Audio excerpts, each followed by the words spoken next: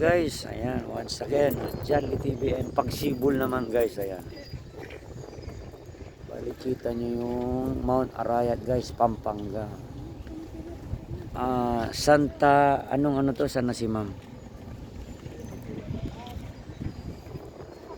Ayan po. Jolly TV po Yan yung Mount Arayat. Mount Arayat. Ilang hektar naman to ma'am? Ma'am Maricar, ayan, sige ma'am. Ang future project po dito is 400 hectares, but sa ngayon po is 45 hectare na occupy. Ngayon, as you can see, napakalawak pa po nung bakanting lote. So, Yes.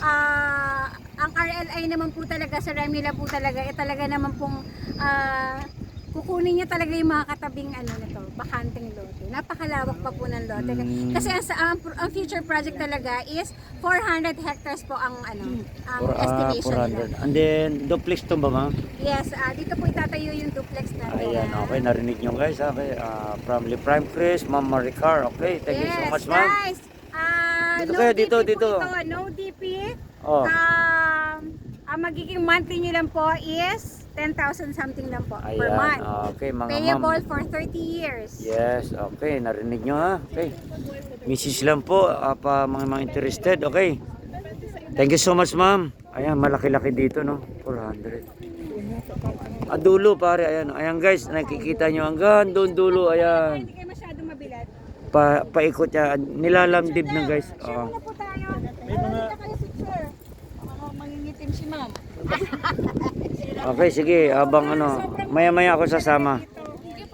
Ayan guys, siyempre walang iba kundi unstoppable pa rin guys. Okay. Opo, ang amenities po na ito yung diniscuss ko po kanina. Dito kuya. Ayan. 1, 2, 3. Isa pa. 1, 2, 3. Isa pa na. Isa pa ma'am. Sorry na po. Ayan guys, okay. Mahilig sa picture. 1, 2, 3. Grabing Kasi sakit sa yung mata. ganda ng araw. May Oo, tama.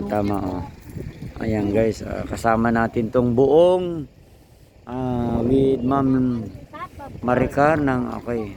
Ayan guys, full force po yung unstoppable. Ayan, okay. Kung nakikita nyo guys ha. Ayan guys, okay.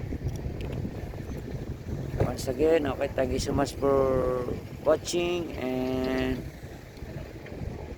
God bless us all.